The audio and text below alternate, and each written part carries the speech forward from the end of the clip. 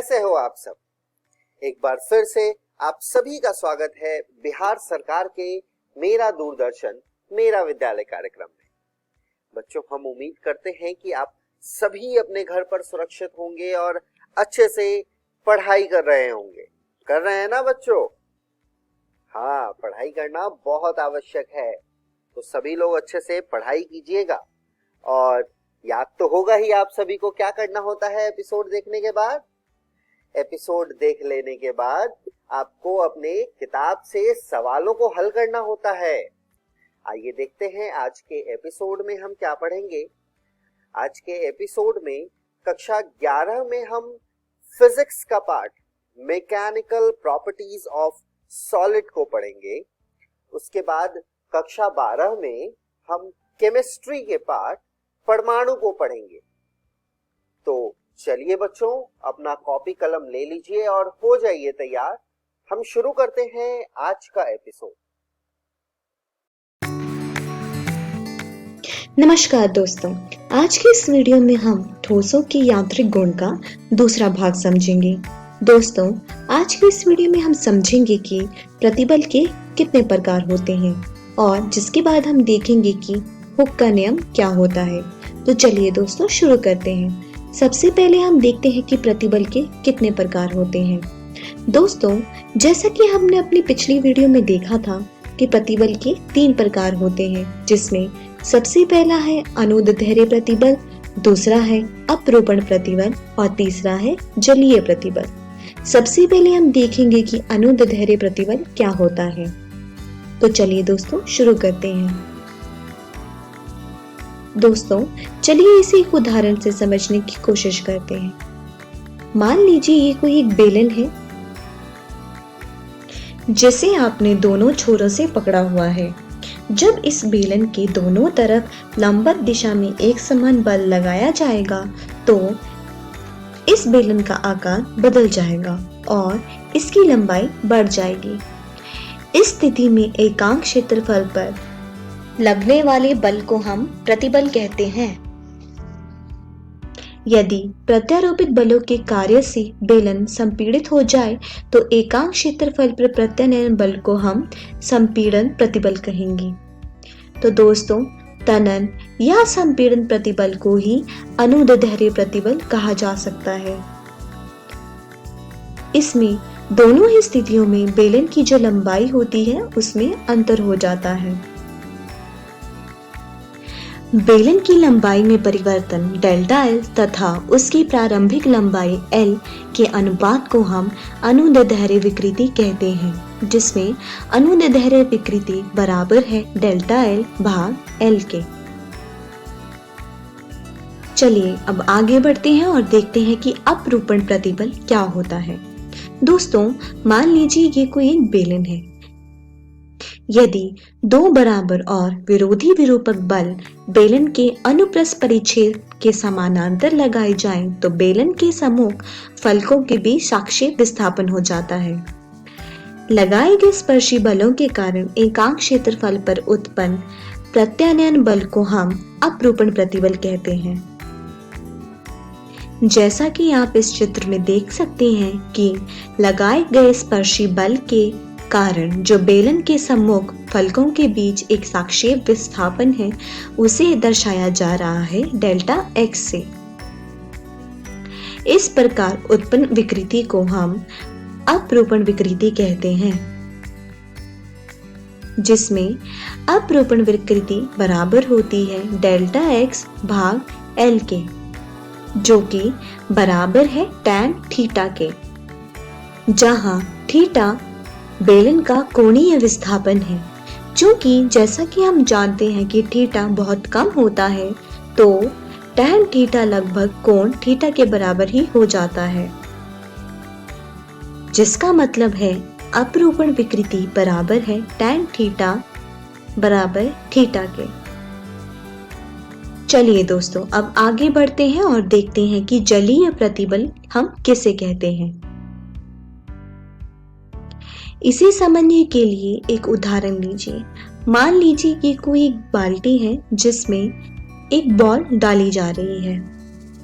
अधिक दाब के किसी द्रव के अंदर रखा एक ठोस गोला सभी ओर से समान रूप से संपीड़ित हो जाता है। जैसा कि आप इस चित्र में देख सकते हैं, द्रव द्वारा लगाया गया बल पिंड के परिष्ठ के प्रत्येक बिंदु पर लंबवत दिशा में कार्य करता है और ऐसी स्थिति में पिंड को जलीय संपीड़न की स्थिति में कहा जाता है, जिसके कारण आकृति में किसी परिवर्तन के बिना ही आयतन में कमी हो जाती है। इस प्रकार से पिंड के अंदर आंतरिक प्रत्यानयन बल उत्पन्न हो जाते हैं जो द्रव द्वारा लगाए गए बलों के बराबर और विरोधी होते हैं। इस स्थिति में एकांक क्षेत्रफल पर आंतरिक प्रत्यानयन बल को हम जलीय प्रतिबल कहते हैं और जलीय दाब के कारण उत्पन्न विकृति को हम आयतन विकृति कहते हैं। इससे आयतन विकृति में परिवर्तन डेल्टा V तथा प्रारंभिक आयतन V के अनुपात में परिभाषित किया जाता है, जिसका मतलब है आयतन विकृति बराबर है डेल्टा V भाग V के। चलिए दोस्तों, अब आगे बढ़ते हैं और देखते हैं कि हुक का नियम क्या कहता है। प्रतिबल तथा विकृति के बीच गणितीय संबंध अंग्रेजी भौतिकीय विज्ञानी रॉबर्ट हुक द्वारा दिया गया है। उन्होंने स्प्रिंग्स और वेट्स पे प्रयोगों से प्रदर्शन किया कि जो विकृति है जो शरीर में उत्पन्न होने वाली वृद्धि है वो प्रतिबल के सीधे अनुपातिक होती है, जिसका मतलब है प्रतिबल बराबर है विकृति के, जहां पर k अनुक्रमानुपातिकता स्थिरांक है और इसे प्रत्यस्थता गुणांक भी कहते हैं। तो दोस्तों, इस प्रकार से हम हुक के नियम को परिभाषित कर सकते हैं। मतलब हुक का नियम कहता है कि ठोस में खिंचाव उस ठोस की लोचदार सीमा में लागू तनाव के सीधे अनुपातिक होता है, जिसका मतलब है प्रतिबल बराबर होता है विकृति के।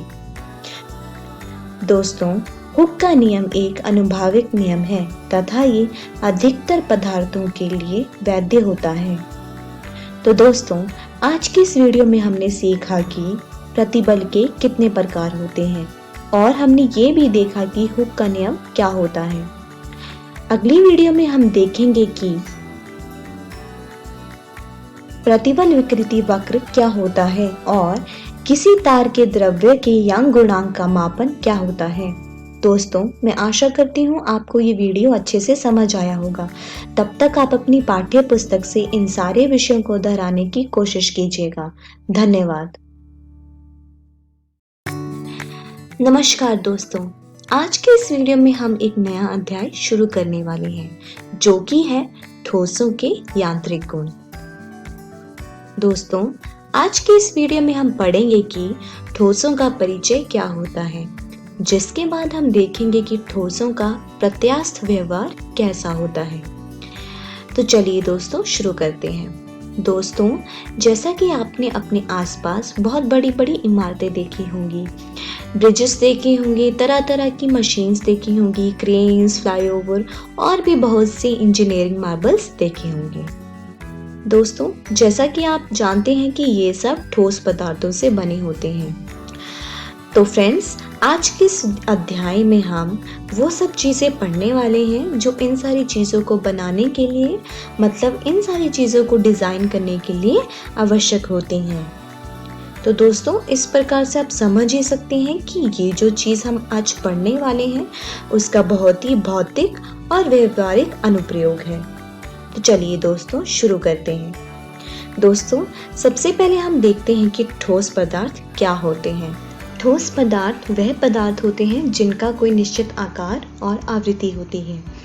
उदाहरण के तौर पर जैसा कि आप देख सकते हैं, ये एक लोहे की रोड है जिसका एक निश्चित आकार तथा आवृत्ति है। परंतु दोस्तों, क्या ऐसा हमेशा सच में होता है? दोस्तों, ऐसा नहीं होता है। कोई भी ठोस पदार्थ हो, उसका आकार और आवृत्ति बदली जा सकती है। जैसा कि आप इस उदाहरण में देख रहे हैं, ये एक लोहे की रोड है। अगर हम इसे गर्म करें तो इसकी आकृति तथा आकार को बदला जा सकता है। चलिए अब एक और उदाहरण लेते हैं।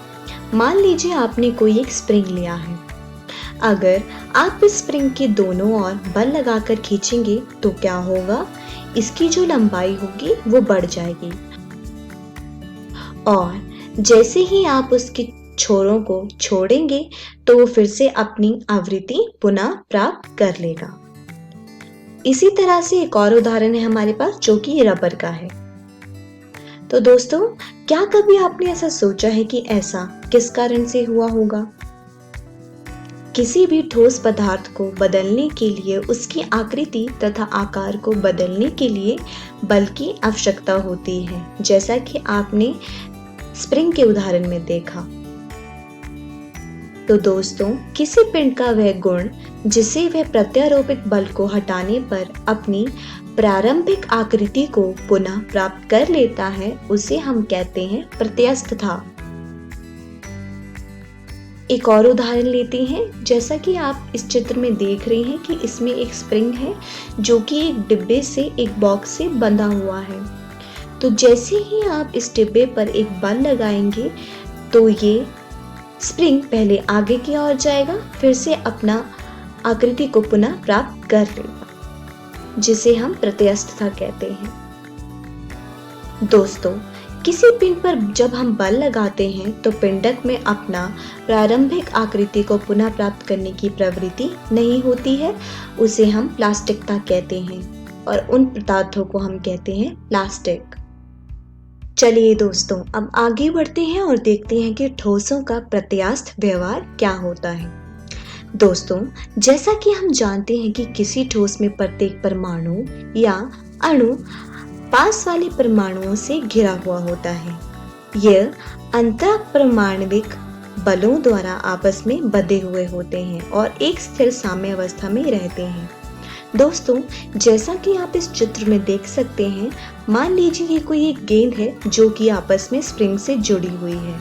तो दोस्तों, यदि आप किसी गेंद को अपनी साम्य स्थिति से विस्थापित करने का प्रयास करेंगे तो स्प्रिंग तंत्र उस गेंद को वापस अपनी प्रारंभिक स्थिति में लाने का प्रयास करेगा। जब कोई ठोस विरूपित किया जाता है तो अणु अपनी साम्य स्थिति से विस्थापित हो जाते हैं, जिससे उनकी अंतःपरमाण्विक दूरी में अंतर आ जाता है। जब विरूपित बल को हटा लिया जाता है तो अंतःपरमाण्विक बल उसे वापस अपनी प्रारंभिक स्थितियों में ही ले जाते हैं। इस प्रकार से पिंड अपनी प्रारंभिक आकृति और आकार को पुनः प्राप्त कर लेता है। इस प्रकार से ठोसों का प्रत्यास्थ व्यवहार ठोस की सूक्ष्मीय प्रकृति के आधार पर समझा जा सकता है। चलिए दोस्तों, अब आगे बढ़ते हैं और देखते हैं कि प्रतिबल तथा विकृति क्या होती हैं। चलिए दोस्तों, सबसे पहले हम देखते हैं कि प्रतिबल क्या होता है। दोस्तों, इसे समझने के लिए एक उदाहरण लेते हैं। मान लीजिए ये कोई एक चित्र है जिसमें आपको एक बॉक्स एक स्प्रिंग के द्वारा संलग्न दिखाई दे रहा है। तो दोस्तों, मान लीजिए इस जो पिंड का है वो क्षेत्रफल A है और इसमें जो बल का मान है वो F है। तो दोस्तों, जब किसी पिंड पर एक बल लगाया जाता है तो उसमें थोड़ा या अधिक विरूपण हो जाता है, जो पिंड के द्रव्य की प्रकृति तथा विरूपक बल के मान पर निर्भर करता है। जब किसी पिंड पर एक विरूपक बल लगाया जाता है तो उसमें एक प्रत्यायन बल विकसित हो जाता है, जैसा कि आप इस चित्र में देख ही रहे हैं। ये प्रत्यायन बल मान में प्रत्यारोपित बल के बराबर तथा दिशा में उसके विपरीत होता है। तो दोस्तों, एकांक क्षेत्रफल पर लगने वाले इस प्रत्यायन बल को ही प्रतिबल कहा जाता है, जिसके अनुसार प्रतिबल बराबर है बल भाग क्षेत्रफल के, मतलब F भाग A के। प्रतिबल की SI इकाई न्यूटन मीटर वर्ग 2 होती है।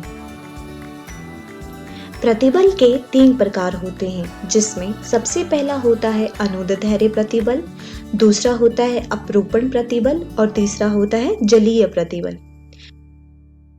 दोस्तों, अगली वीडियो में हम प्रतिबल के प्रकारों के बारे में पढ़ेंगे।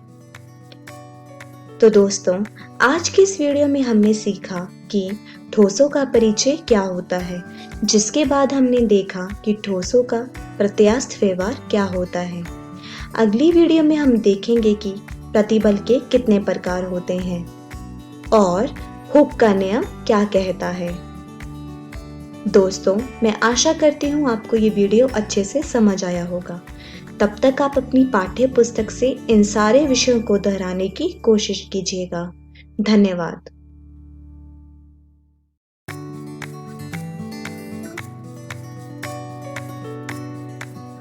प्रतिबल की इकाई क्या है? पास्कल, न्यूटन पर मीटर वर्ग 2।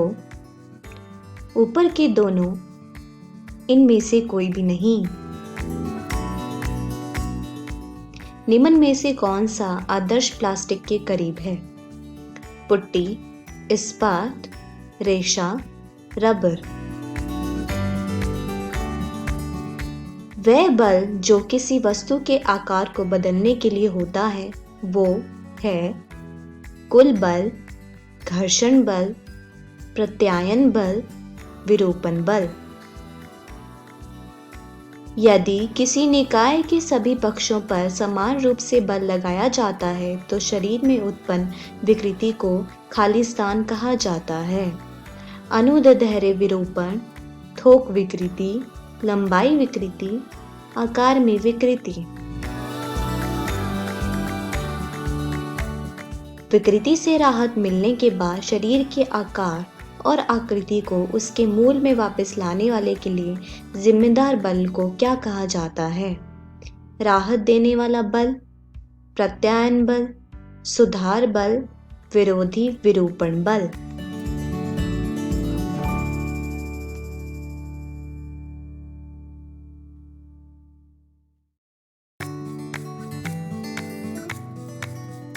पुलों के निर्माण में उपयोग किए जाने वाले बीम जैसे समर्थन आदि में एक क्रॉस सेक्शन होता है जो वर्णमाला जैसा दिखता है। निम्नलिखित में से कौन सा वर्णमाला है? J, A, M, I। Hook के नियम में कहा गया है कि प्रतिबल सीधे विकृति के अनुपातिक है। प्रतिबल प्रतिबल के विपरीत अनुपातिक है। विकृति यंग के मापक में समानुपाती है। प्रतिबल और विकृति एक दूसरे से स्वतंत्र हैं। किसी पिंड पर जब बल लगाते हैं तो पिंडक में अपना प्रारंभिक आकृति को पुनः प्राप्त करने की प्रवृत्ति नहीं होती। उसे क्या कहते हैं? प्रत्यायन, प्लास्टिकता, प्रत्यस्थता, विरोधी विरूपण बल। प्रतिबल को कैसे दर्शाया जाता है? प्रतिबल बराबर A भाग F, प्रतिबल बराबर T भाग A, प्रतिबल बराबर A गुणा F, प्रतिबल बराबर F भाग A। इनमें से कौन सा प्रतिबल का प्रकार है?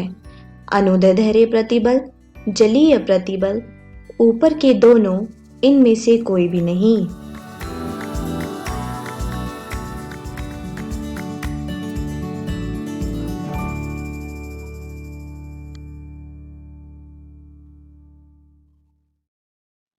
हेलो दोस्तों, आज की इस कक्षा में आप सभी का स्वागत है। दोस्तों, आज के इस वीडियो में हम अध्याय परमाणु का तीसरा और अंतिम भाग समझेंगे, जिसमें सबसे पहले हम समझेंगे हाइड्रोजन परमाणु का लाइन स्पेक्ट्रम और इसके बाद समझेंगे परमाणुवीय स्पेक्ट्रम को। तो आइए शुरू करते हैं पहले विषय हाइड्रोजन परमाणु के लाइन स्पेक्ट्रम को।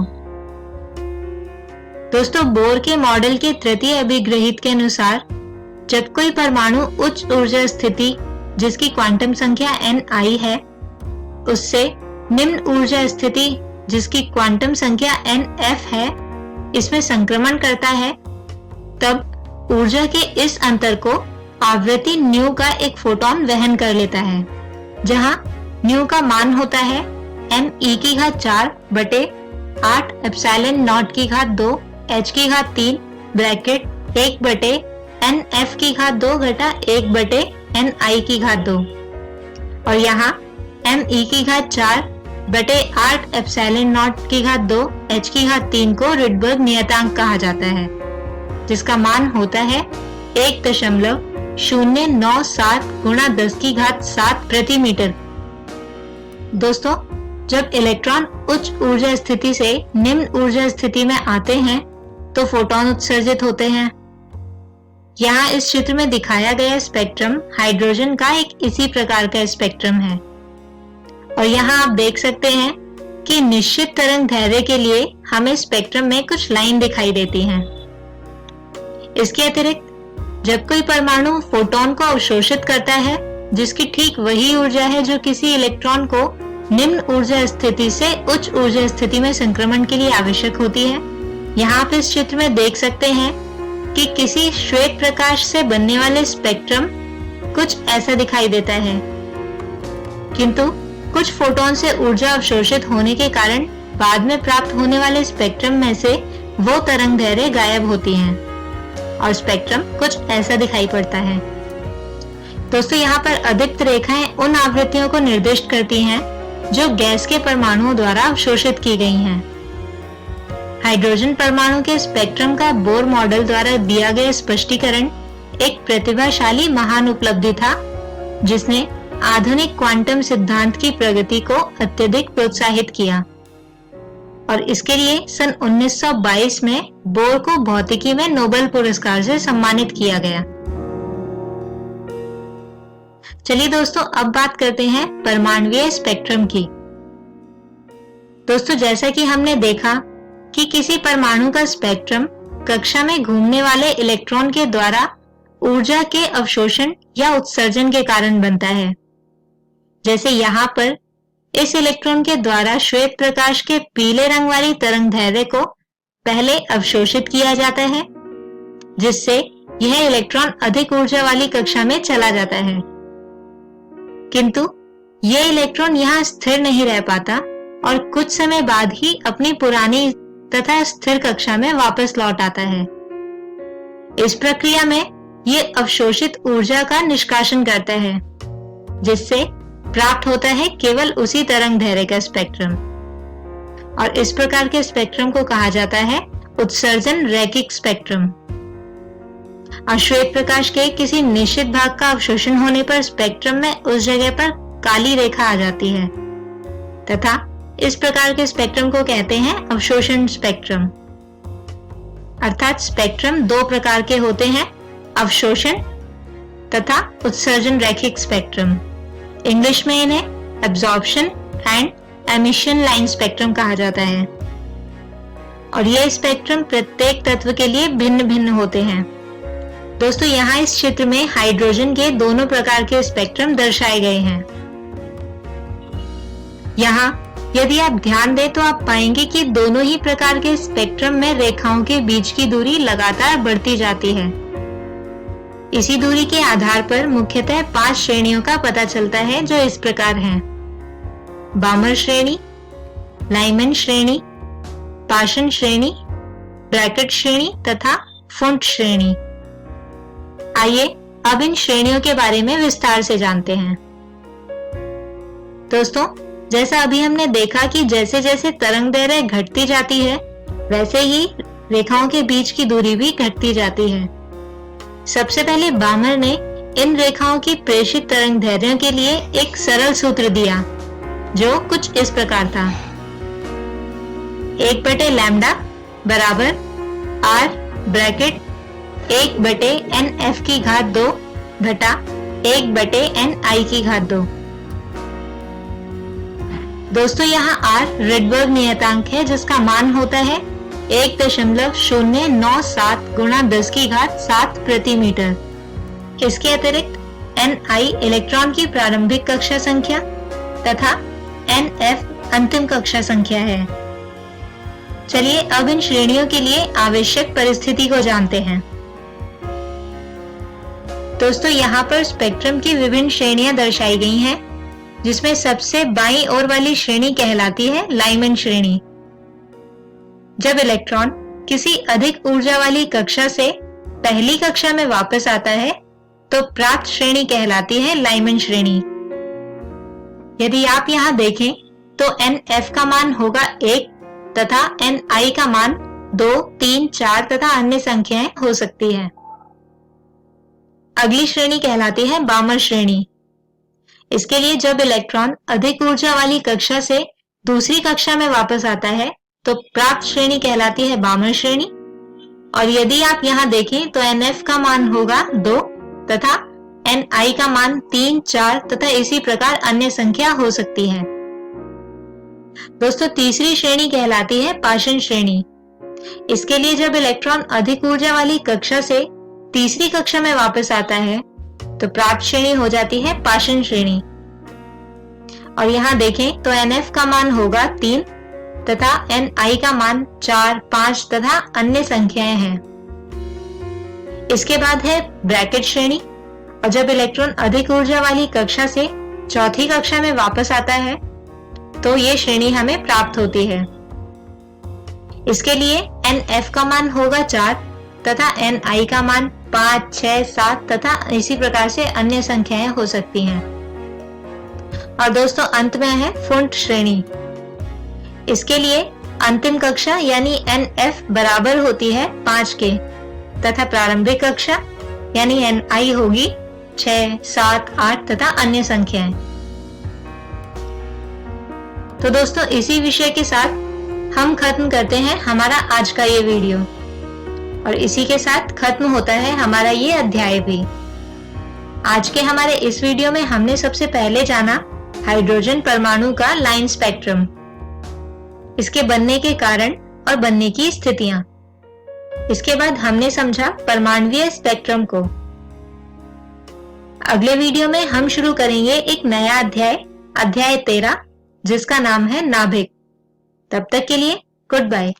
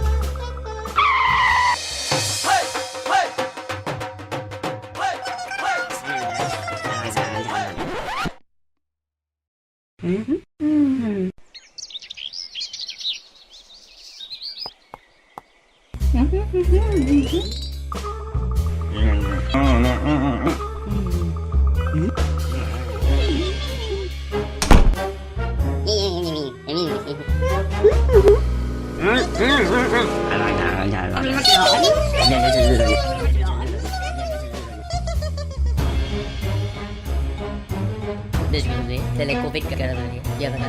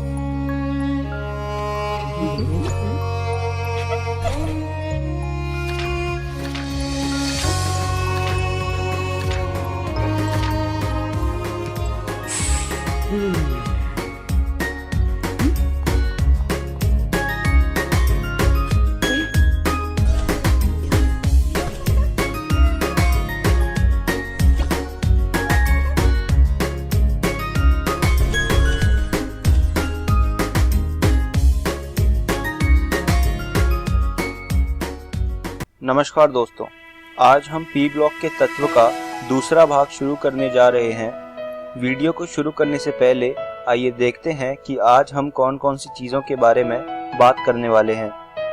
इस वीडियो में सबसे पहले हम वर्ग 15 के यौगिकों के बारे में पढ़ेंगे उसके बाद हम नाइट्रोजन के ऑक्साइड के बारे में पढ़ेंगे और आखिरी में हम फास्फोरस के ऑक्सो अम्ल के बारे में पढ़ेंगे। तो आइए शुरू करते हैं वर्ग 15 के यौगिकों से। लास्ट वीडियो में हमने डाइनाइट्रोजन की बात करी थी, अब यहाँ से हम शुरू करेंगे अमोनिया से। अमोनिया कम मात्राओं में वायु तथा मिट्टी में उपस्थित रहती है, जहाँ यह नाइट्रोजन युक्त कार्बनिक पदार्थों के विघटन से बनती है। अभी आपके सामने एक रिएक्शन आई होगी, इसमें आप देख सकते हैं कि जब यूरिया का विघटन हो रहा है तो उससे अमोनिया गैस भी निकल रही है। अगर हम बात करें कि व्यापक स्तर पर इसे कैसे बनाया जाता है, तो व्यापक स्तर पर इसे हाबर प्रक्रम के द्वारा बनाया जाता है। हाबर प्रक्रम के बारे में हमने डाइनाइट्रोजन वाले भाग में भी पढ़ा था। हाबर प्रक्रम में क्या होता है, हम डाइनाइट्रोजन को हाइड्रोजन के साथ रिएक्ट करवाते हैं और उससे हमें अमोनिया मिलती है। अब हम बात करेंगे अमोनिया के गुणों की। अमोनिया एक तीखी गंध वाली रंगहीन गैस है। जल की भांति ही द्रव और ठोस अवस्थाओं में यह हाइड्रोजन बंधों द्वारा बंधित होती है। अमोनिया का अणु त्रिकोणीय पैरामिडी है। यहाँ से प्रश्न आ सकता है, तो इस पॉइंट को आप बहुत ही अच्छे से अपने दिमाग में रखिएगा। अमोनिया गैस जल में अत्यधिक विलेय है, मतलब ये जल में बहुत ही आसानी से घुल जाती है। यहाँ पर आप रिएक्शन देख सकते हैं, NH3 को जब हम जल में डालेंगे तो NH4+ और OH- बनता है। यहाँ पर OH- आयन बनने के कारण इसका जलीय विलयन दुर्बलतः क्षारीय है, मतलब वीकली बेसिक होता है इसका सॉल्यूशन। अब हम बात करते हैं अमोनिया की अभिक्रियाओं के बारे में। ये कुछ अमोनिया की अभिक्रिया है। ZnSO4 के साथ अगर आप अमोनिया की रिएक्शन करवाएंगे तो आपको व्हाइट PPT मिलेगी, यानी कि श्वेत अवक्षेप, और सेम चीज आपको FeCl3 के साथ भी देखने को मिलेगी। तो ये 2 रिएक्शन हैं अमोनिया की। इसके अलावा ये 3 रिएक्शन और हैं। अगर आप Cu2+ में अमोनिया डालते हैं तो वो डीप ब्लू कलर का एक सॉल्यूशन दे देता है। Cu2+ वैसे तो ब्लू कलर का होता है, लेकिन अगर आप उसमें अमोनिया डालते हैं तो वो डीप ब्लू हो जाता है, मतलब गहरा नीला हो जाता है। और अगर आप Ag+ में Cl- डालते हैं तो वो पहले आपको व्हाइट PPT देता है, और फिर उस AgCl में, जो कि व्हाइट PPT है, अगर आप उसमें अमोनिया डालते हैं तो वो दोबारा से कलरलेस हो जाता है, यानी कि रंगहीन हो जाता है। तो ये कुछ अमोनिया की अभिक्रियाएं हैं। अब हम बात करते हैं नाइट्रोजन के ऑक्साइड की। तो ये टेबल है आपके सामने। सबसे पहले आप इस टेबल को बना लीजिए। उसके बाद मैं आपको बताना चाहूँगा कि यहाँ पर 6 नाइट्रोजन के ऑक्साइड हैं। पहला जो नाइट्रोजन का ऑक्साइड है वो है N2O, जिसमें +1 ऑक्सीडेशन स्टेट यानी कि ऑक्सीकरण अवस्था होती है नाइट्रोजन की। N2O को कहते हैं डाइनाइट्रोजन ऑक्साइड। उसके बाद आता है NO, जिसमें नाइट्रोजन की ऑक्सीकरण अवस्था +2 होती है और इसे कहते हैं नाइट्रोजन मोनोऑक्साइड। फिर तीसरा आता है N2O3, जिसमें नाइट्रोजन की ऑक्सीकरण अवस्था +3 होती है और इसे कहते हैं डाइनाइट्रोजन ट्राइऑक्साइड। फिर चौथा आता है NO2, जिसे कहते हैं नाइट्रोजन डाइऑक्साइड। इसमें नाइट्रोजन की ऑक्सीकरण अवस्था +4 होती है। उसके बाद जो पांचवा होता है उसे कहते हैं डाइनाइट्रोजन टेट्राऑक्साइड और इसका फॉर्मूला होता है N2O4।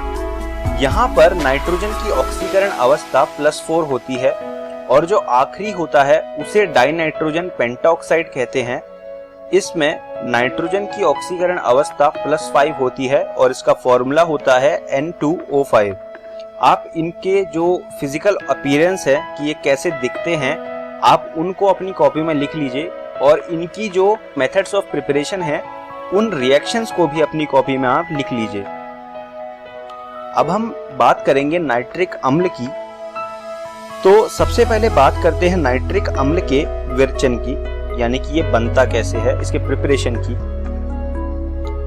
तो नाइट्रिक अम्ल को बनाने के लिए हम NaNO3 और H2SO4 का आपस में रिएक्शन कराते हैं। इसमें 2 चीजें बनती है।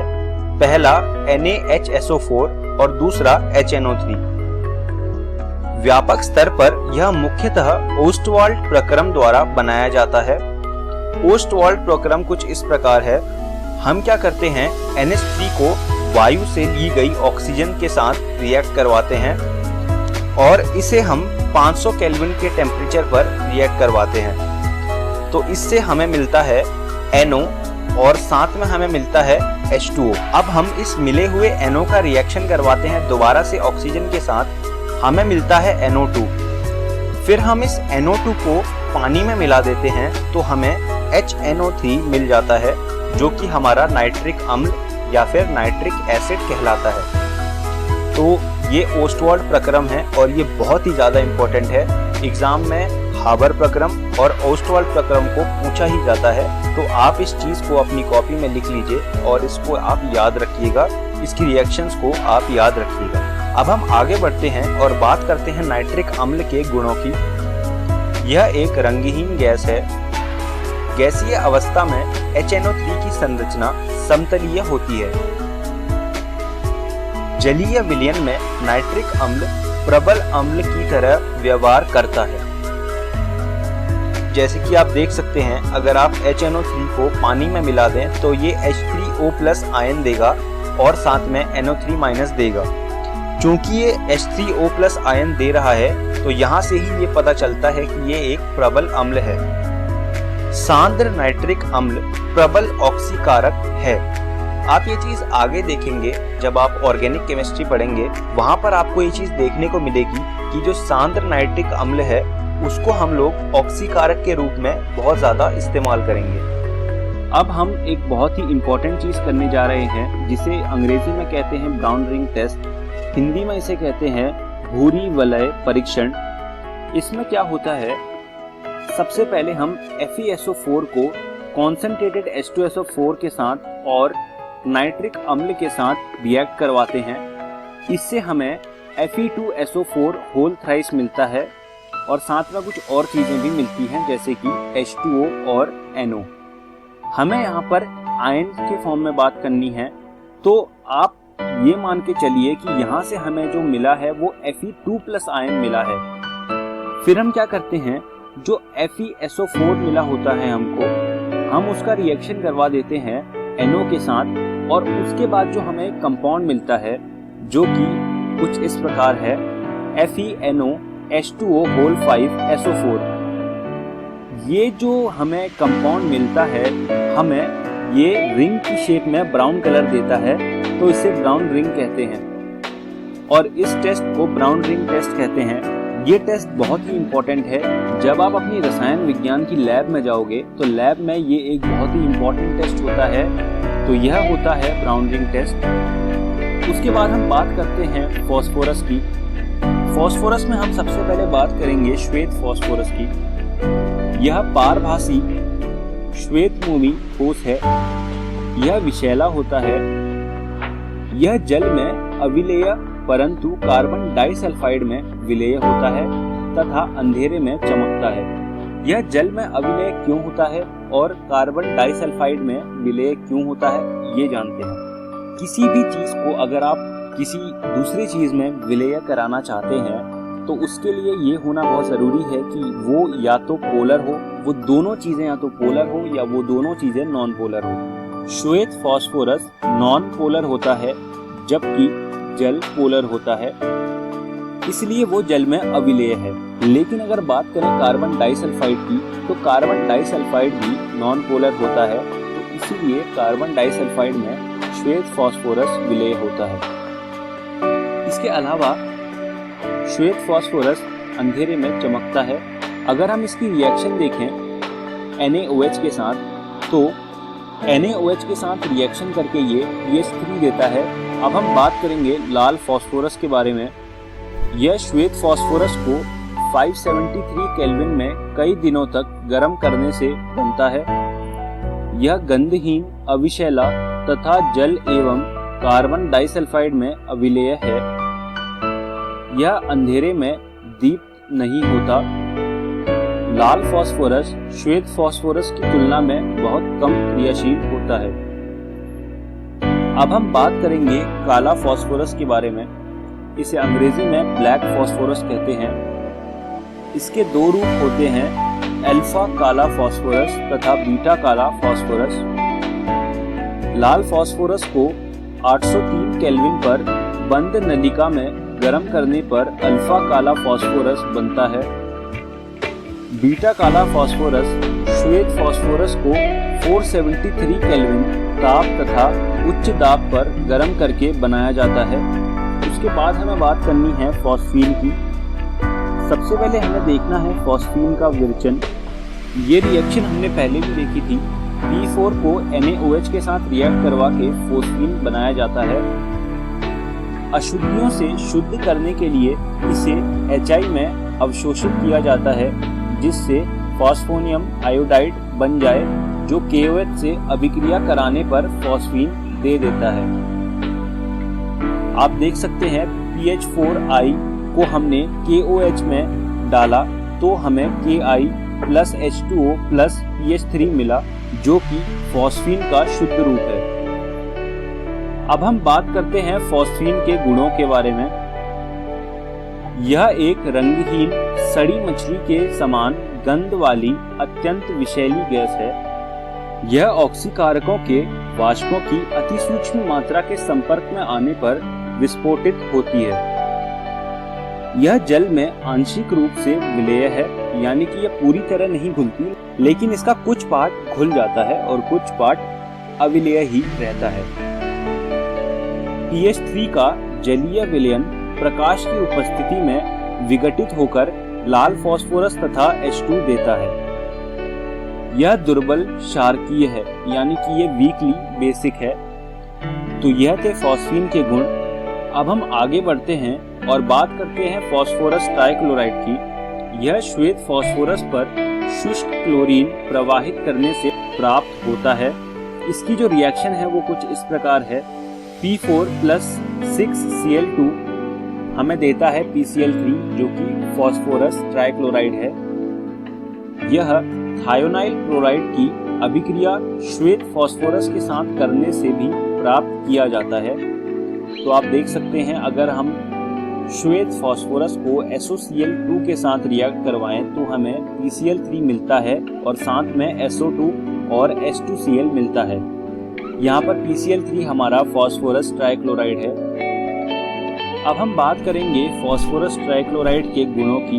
यह रंगहीन तैलीय द्रव है तथा नमी की उपस्थिति में जल अपघटित हो जाता है। PCl3 को अगर आप जल के साथ रिएक्ट करवाएंगे, यानी कि वाटर के साथ रिएक्ट करवाएंगे, तो ये हमें H3PO3 देता है और साथ में HCl देता है। यह OH समूह युक्त कार्बनिक यौगिकों से क्रिया करता है। ये उन सभी ग्रुप से रिएक्ट करता है जिसमें OH लगा होता है। तो ये थे फास्फोरस ट्राइक्लोराइड के गुण। अब हम बात करेंगे फास्फोरस पेंटाक्लोराइड की। सबसे पहले देखते हैं इसका विरचन। फास्फोरस पेंटाक्लोराइड श्वेत फास्फोरस की शुष्क क्लोरीन के आधिक्य में अभिक्रिया से बनता है। आप देख सकते हैं कि अगर हम P4 को Cl2 के साथ सीधा रिएक्ट करवाएंगे तो हमें PCl5 मिलेगा। यहाँ पर जो Cl2 है ये एक्सेस अमाउंट में मौजूद होता है। इसको एक और तरह से बनाया जा सकता है। अगर आप P4 को SO2Cl2 के साथ रिएक्ट करवाएंगे तब भी फास्फोरस पेंटाक्लोराइड बनता है। अब हम बात करेंगे फास्फोरस पेंटाक्लोराइड के गुणों की। यह एक हल्का पीच श्वेत पाउडर है तथा नम वायु में यह जल अपघटित होकर POCl3 देता है और अंततः फास्फोरिक अम्ल में परिवर्तित हो जाता है। आप रिएक्शन देख सकते हैं। PCl5 प्लस H2O हमें देता है POCl3 और इस POCl3 को अगर आप दोबारा से पानी में रिएक्ट करवाएंगे तो ये हमें देता है H3PO4, जिसे फास्फोरिक अम्ल कहते हैं। अधिक गर्म करने पर यह वियोजित हो जाता है, यानी कि अगर आप PCl5 को ज़्यादा गर्म करोगे तो ये PCl3 और Cl2 में वियोजित हो जाएगा। द्रव तथा गैसीय प्रावस्थाओं में इसकी संरचना त्रिसमन्ताक्ष द्विपैरामिडी होती है। यहाँ पर तीनों निर्शीय आबंध समतुल्य हैं जबकि 2 अक्षीय आबंध निरक्षीय बंधों से बड़े हैं। तो ये चीज आपको देखने को मिलेगी कि PCl5 में एक्सियल जो बॉन्ड्स होते हैं वो इक्वेटोरियल बॉन्ड से बड़े होते हैं। इसका कारण यह है कि निरक्षीय आबंध युगलों की तुलना में अक्षीय आबंध युगलों पर अधिक प्रतिकर्षण होता है। अब हम बात करेंगे फास्फोरस के ऑक्सो अम्ल की। तो पहला जो ऑक्सो अम्ल है उसे कहते हैं हाइपोफॉस्फोरस अम्ल H3PO2 और इसका स्ट्रक्चर कुछ इस प्रकार है। दूसरा जो ऑक्सो अम्ल है वो कुछ इस प्रकार होता है, इसे कहते हैं ऑर्थोफॉस्फोरस अम्ल और इसका फॉर्मूला होता है H3PO3। तीसरा जो ऑक्सो अम्ल है उसे कहते हैं ऑर्थोफॉस्फोरिक अम्ल और इसका फॉर्मूला H3PO4 होता है। अब हम बात करेंगे H4P2O7 की, या जिसे कहते हैं पायरोफॉस्फोरिक अम्ल। इसका स्ट्रक्चर कुछ इस प्रकार होता है, आप देख सकते हैं अपनी स्क्रीन पर। उसके बाद जो ऑक्सो अम्ल है वो है साइक्लोट्राइमेटा फॉस्फोरिक अम्ल। इसका जो फॉर्मूला है वो HPO3 होल थ्राइस होता है और इसका स्ट्रक्चर आपकी स्क्रीन के सामने है। अब जो आखिरी अम्ल है उसे कहते हैं पॉलीमेटा फॉस्फोरिक अम्ल। इसका फॉर्मूला है HPO3 होल थ्राइस, लेकिन इसका स्ट्रक्चर अलग है। इसका फॉर्मूला साइक्लोट्राइमेटा फॉस्फोरिक अम्ल से मिलता जुलता है, लेकिन इसका स्ट्रक्चर अलग है। ये जितने भी ऑक्सो अम्ल हैं इनके स्ट्रक्चर बहुत इंपॉर्टेंट है।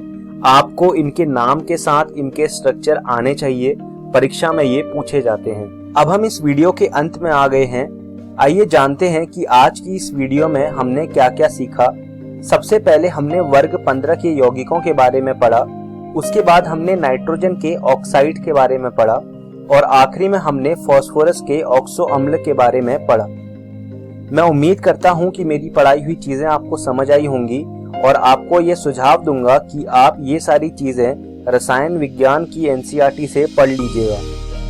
आने वाली वीडियो में हम पढ़ेंगे वर्ग 16 के तत्व, उसके बाद हम पढ़ेंगे वर्ग 16 के तत्वों के गुण। धन्यवाद दोस्तों।